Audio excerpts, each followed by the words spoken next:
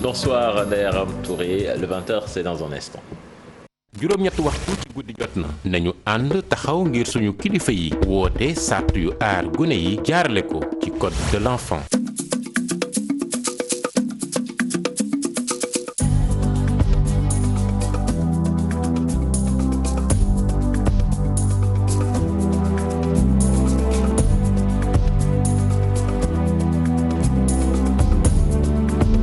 Bonsoir à toutes et à tous. Au sommaire de cette édition, affaire de la dame violentée, humiliée à Sacré-Cœur. Les présumés coupables seront finalement jugés ce 30 juillet en renvoi sur demande de la partie civile. Le Sénégal enregistre 4 nouveaux décès liés au coronavirus. 156 nouvelles contaminations ont été annoncées ce vendredi. Le ministre de la Santé, qui était à Thiès, lui, appelle les Sénégalais à fêter la Tabaski où il se trouve pour éviter la propagation du virus. Le rapport de la NSD sur la pauvreté, 37,8% de la population sénégalaise souffre du phénomène de la pauvreté selon l'Agence nationale de la statistique et de la démographie. Les tenants et aboutissants de cette enquête réalisée entre 2018 et 2019 à suivre dans cette édition. Et puis le M5 recuse la médiation de la CEDEAO dans la crise malienne.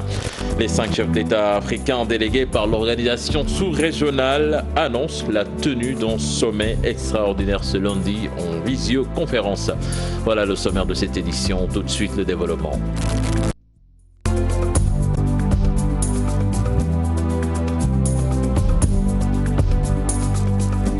Bonsoir et bienvenue à toutes et à tous. Le procès des auteurs présumés de la vidéo de la dame violentée et humiliée à Sacré-Cœur ne s'est pas tenu ce vendredi finalement au tribunal des flagrants délits sur demande de la partie civile. Il a été renvoyé au 30 juillet prochain. La grève du Sud-Just a-t-elle empêché le bon fonctionnement du tribunal de Dakar? Le palais de justice maintient son service fonctionnel. Sans greffier ad hoc, les audiences se poursuivent et les rendez-vous avec les justiciables sont honorés. L'accès aux audiences limité du fait de la pandémie du coronavirus. Un reportage signé sur place à Mohamed Samb et Ahmadouba. Les échanges ont encore retenti ce matin dans le hall du palais de justice de Dakar. Le tribunal maintient son ambiance d'audience habituelle en dépit de la grève du Sud-Just et fonctionne avec des restrictions imposées par la pandémie. La faible affluence n'est pas liée au mouvement d'humeur, mais plutôt à la crise sanitaire selon les responsables. Les audiences de flagrant délit sont correctement tenues. Les audiences correctionnelles sont correctement tenues. Les chambres criminelles sont correctement tenues. Il en est de même aussi des autres audiences civiles. Je ne sens pas l'impact. En fait, ça n'a rien changé dans ma manière de travailler et dans la manière de travailler des collègues que je vois. Le service est jusqu'ici assuré par des greffiers professionnels. Le président de la 3e chambre criminelle du tribunal de grande instance de Dakar précise que les juridictions n'ont pas fait recours aux greffiers ad hoc. Nous travaillons sans greffier ad hoc. Aujourd'hui, vendredi, il n'y avait que 2 audiences. L'audience des flagrants délits et l'audience des référés. L'audience des référés, comme son nom l'indique, c'est une audience qui roule très rapidement, qui passe très rapidement. Donc à 9h, c'était déjà fini. Donc quand vous êtes venu, l'audience était déjà terminée. Mais vous avez pu voir par vous-même l'audience des flagrants délits en train de se dérouler. Il est impératif de trouver un accord entre le Sud-Just et le ministère de la Justice. C'est le souhait du juge d'application des peines. Ils ont engagé un combat que je ne maîtrise pas bien.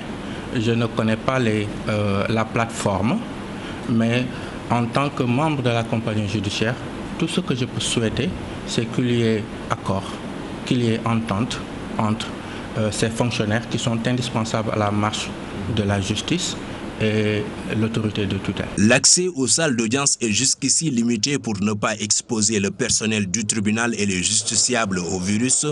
Pendant ce temps, le syndicat des travailleurs de la justice maintient son mot d'ordre de grève qui dure depuis plus d'1 mois.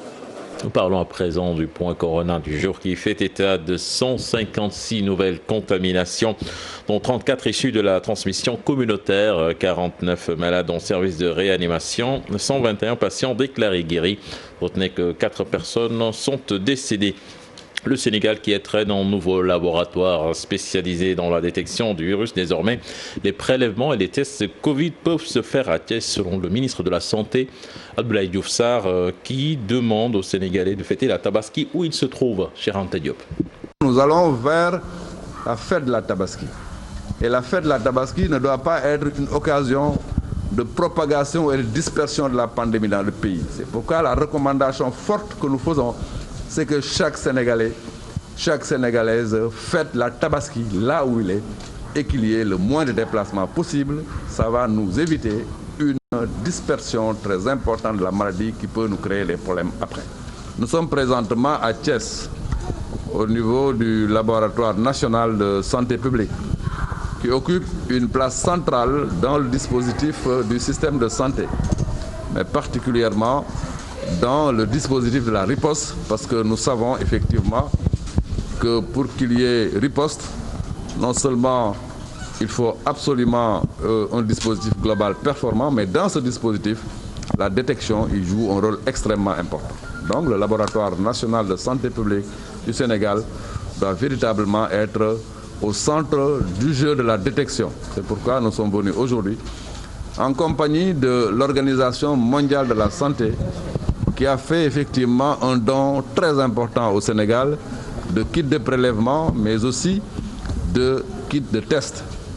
L'OMS est le partenaire majeur du Sénégal en matière de santé publique, mais aussi est la tête de file des partenaires techniques et financiers.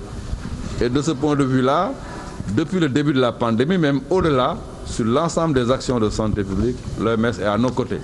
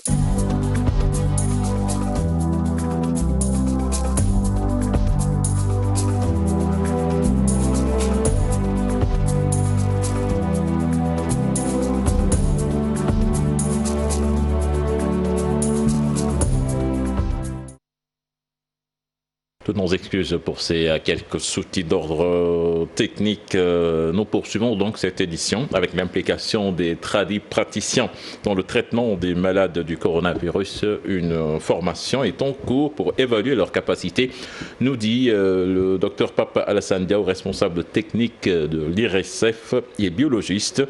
Selon lui, le pic pourrait arriver en septembre ou en octobre. Tout dépend de l'évolution de la maladie. Nous l'écoutons au micro de Maïmouna Ndiaye et Diafaraba. Il y en a qui disent septembre, il y en a qui disent octobre. Mais ce qu'on sait pour le moment, c'est que les choses ne cessent d'augmenter. Ouais. Parce que là, quand on parle de pic, c'est le maximum. Et après, on décroît. Mais là, ça n'arrête pas d'augmenter. Donc, on ne peut pas encore dire qu'on a atteint le pic. Il y en a même qui l'avaient prévu pour juillet, hein, mais tel n'est pas le cas. La médecine traditionnelle, c'est une médecine également qui a ses réalités et qui existe. Et c'est une médecine qui a fait également ses preuves. Ça demande juste d'être encadré, à être encadré. Et là, je pense que le ministère est en train de travailler là-dessus pour encadrer un tout petit peu les... Nous contribuons à la mise en œuvre et également à l'évaluation de ces vaccins. Mais pour le moment, il n'y a pas encore quelque chose de tangible sur lequel on peut compter. Mais il y a beaucoup d'essais actuellement qui sont en train d'être menés.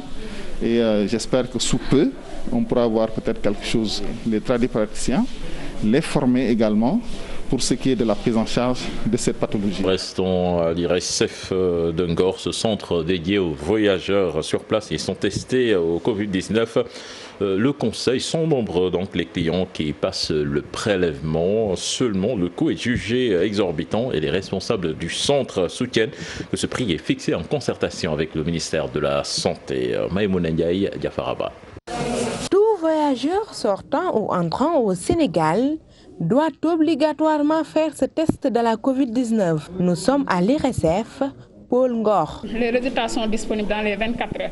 Juste après, le lendemain, vous pouvez passer récupérer vos tests. En plus de cela, nous avons mis des moyens pour vous envoyer des résultats sécurisés. On vous envoie soit des résultats par WhatsApp, on vous envoie également les résultats par courriel. Si la personne également préfère venir chercher ses propres résultats, il peut le faire. Il a le choix entre le courriel, la présence physique et même WhatsApp. Un prélèvement jugé coûteux par ces voyageurs. 40 000 chaque personne, on est 3. Ça nous fait 120 000. Ah, ça fait trop cher. Un type qui passe 6 mois, 7 mois ici, et maintenant tu demandes ça, puis le billet, 600 000 francs, c'est trop cher. Pour les tests, si c'est 10 000, 15 000, ça va, et 10 000 les gens essaient de brûler pour ça. Mais si tu n'as pas le moyen pour faire les tests, comment tu vas? Tu arrives jusqu'à l'aéroport, on dit tu pars pas. Une baisse du prix est-elle envisagée dans les jours à venir? C'est des prix calculés et discutés vraiment avec le ministère de la Santé. Donc l'ensemble des pratiquants, les laboratoires se sont réunis avec le ministère de la Santé et chacun a fait une estimation de prix. Et sur la base de ça, le ministère a tranché pour fixer les prix à 40 000. Maintenant, selon le support apporté par le ministère, le prix peut être revu peut-être à la baisse.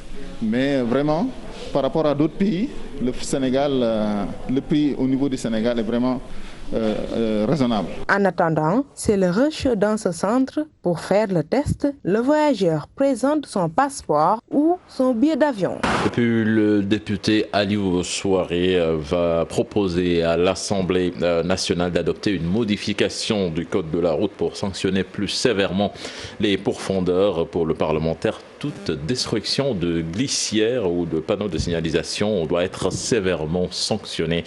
Je vous propose de le suivre dans cet élément signé Maud Fall et Youssou Baro. Pour lutter davantage contre l'insécurité routière, des propositions ont été faites par un parlementaire. La plus saillante est celle qui va modifier l'article 11 de la loi 2002-30 du 24 décembre 2002. La proposition, c'est-à-dire va modifier l'article 11 de la loi, qui désormais va permettre à tout contrevenant de détruire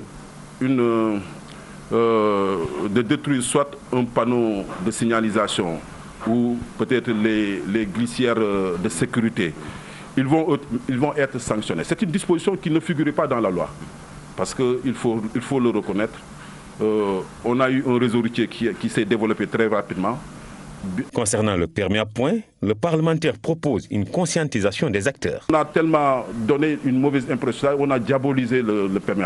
L'idée a été agitée en certains mois. Tu as vu que ça avait créé une levée de bouclier de certains transporteurs parce qu'ils pensaient être lésés. Mais je leur rassure que le permis à points est très pédagogique et flexible. L'agent de contrôle ne peut pas vous enlever de points. Tout ce qu'il peut faire aujourd'hui, c'est de constater l'infraction et de le remonter au niveau de la commission. Le député a foi à la pertinence de la proposition de loi posée sur la table du président de l'Assemblée nationale. Maintenant, il faut prier pour voir. De toute façon, nous, on va suivre parce que nous pensons que si la procédure est respectée, le règlement intérieur est respecté, je ne vois pas pourquoi pas que cette proposition puisse passer.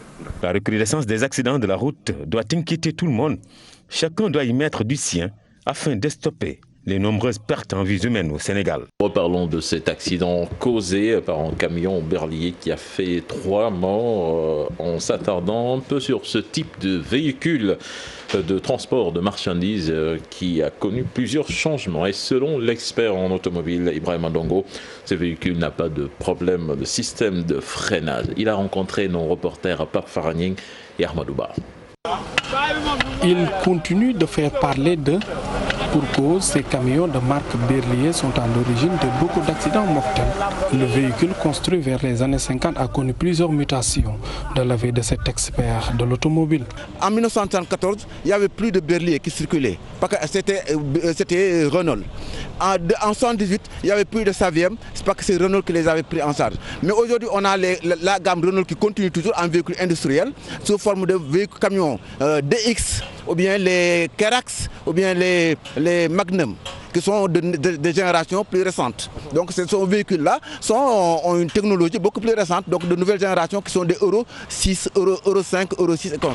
Selon lui, ce cimetière ambulant a un système de freinage très défectueux à cause des modifications. Il n'y a pas un seul véhicule qui peut subitement perdre ses freins, ça n'existe pas. Sur ces véhicules-là, il y a 3 bouteilles.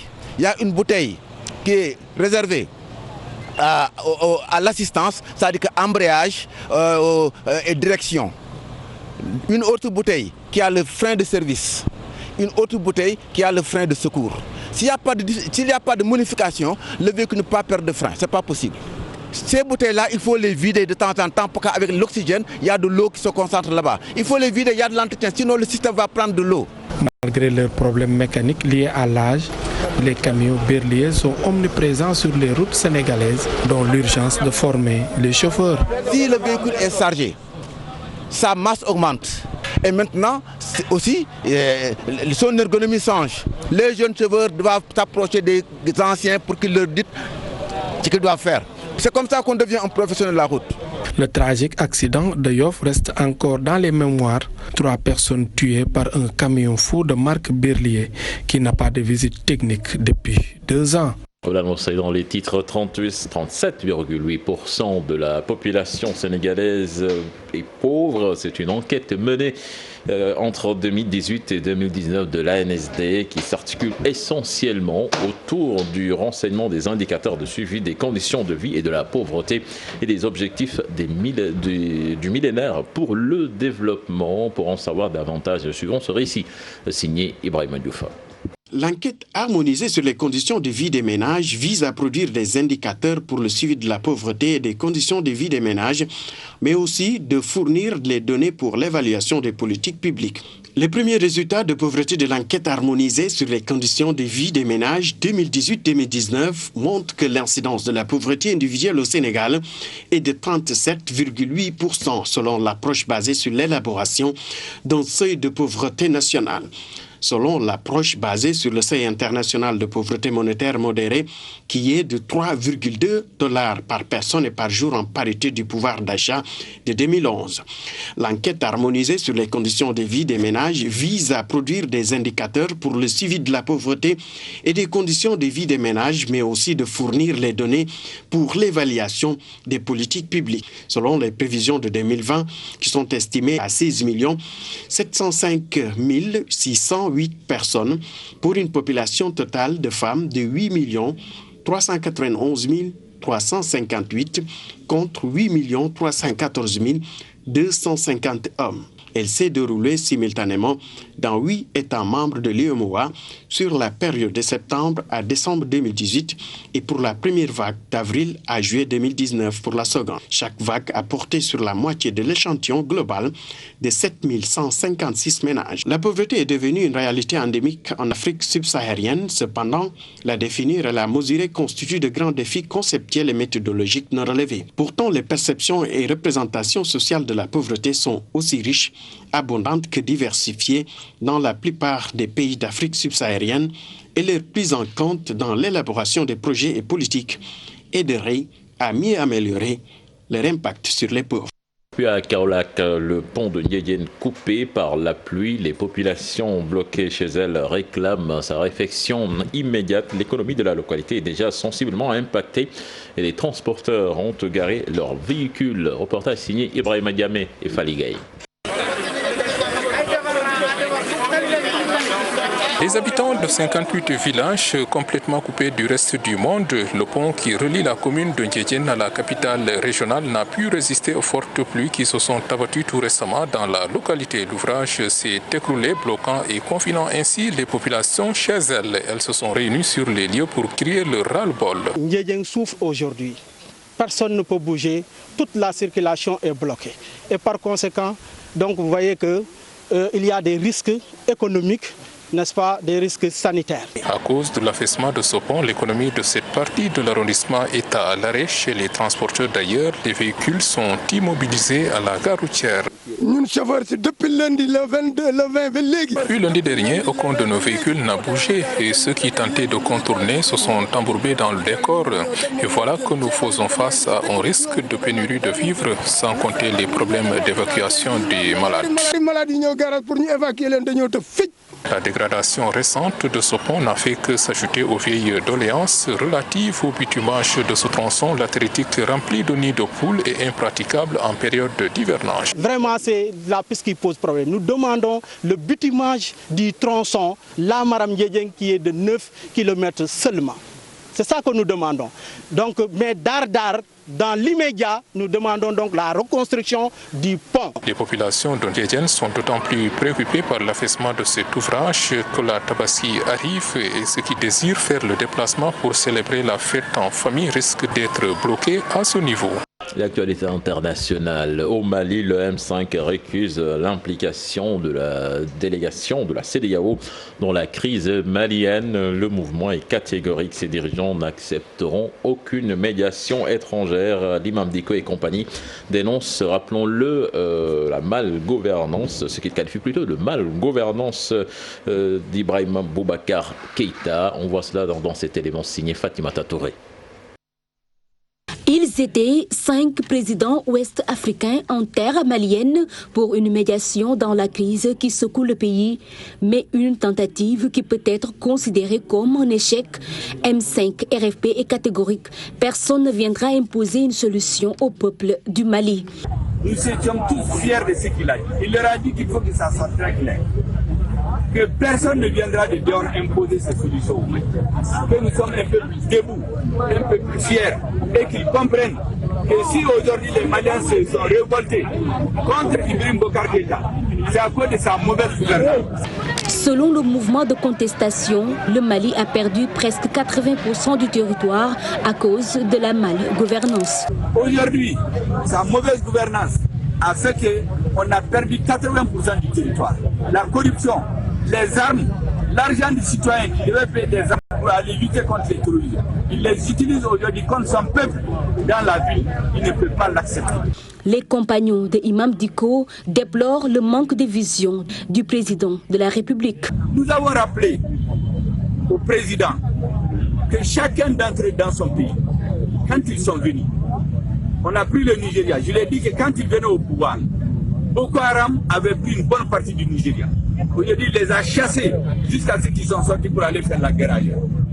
J'ai dit au président du Niger que lorsqu'il parle, il parle avec le cœur des Maliens. Et rappelez que la Côte d'Ivoire, Alassane Ouattara l'a pris au sorti de la guerre. Aujourd'hui, c'est un taux de croissance, un pays émergent avec beaucoup d'infrastructures. C'est ce que nous attendions en 2013. Aujourd'hui, on ne peut rien montrer au Mali, rien. Imam Dicko, quant à lui, soutient qu'au nom de toutes les âmes perdues dans cette lutte, le M5 RFP reste plus que jamais déterminé. Je l'ai dit et je le redis, nous sommes un peuple debout, nous ne sommes pas un peuple soumis ou résigné. Et moi je le dis, je préfère mourir martyr que de mourir traître. Les jeunes gens qui ont perdu leur vie ne l'ont pas perdu pour rien. Et si vraiment ce qu'on nous a dit, c'est à cause de cela qu'ils se sont réunis, je pense que rien n'a été fait pour le moment. Merci beaucoup. Debout comme un seul homme, le M5 RFP ne compte pas lâcher du lest. Bien au contraire, le combat continue jusqu'à satisfaction totale. Et puis à l'issue de sa rencontre avec le président malien et du mouvement de contestation, les 5 chefs d'État africains délégués par la CEDEAO ont annoncé la tenue d'un sommet extraordinaire lundi prochain en visioconférence pour se pencher sur cette crise. Le président en exercice de la CEDEAO, le Nigérien Mahamadou Issoufou, au nom de ses pairs, a exclu toute idée de faire partir le président malien par une voie anticonstitutionnelle. Ces propos sont recueillis par nos confrères de la télévision nationale malienne. Nous avons l'intention de faire un compte-rendu détaillé de notre mission au prochain sommet extraordinaire des chefs d'État et de gouvernement de la CEDEAO qui va se tenir par visioconférence le lundi 26 juillet prochain. Et j'espère que, à l'issue de ce sommet, des décisions fortes vont être prises par la CEDEAO pour apporter une contribution à la mise en place d'une solution de sortie de crise au Mali. Le départ du président Ibeka est sans ambiguïté une ligne rouge pour la CEDEAO, qui est régie par un protocole sur la démocratie et la bonne gouvernance de l'espace CEDEAO. Et ce protocole prévoit qu'il n'y a pas de changement anticonstitutionnel du pouvoir dans tous les pays de l'espace CEDEAO. Faire partir le président Ibrahim Boubacar Keïta aujourd'hui, alors qu'il a été élu démocratiquement par le peuple malien, serait anticonstitutionnel pour la CEDEAO. Voilà, c'est le dernier élément de ce journal. À vous l'antenne des Aramto.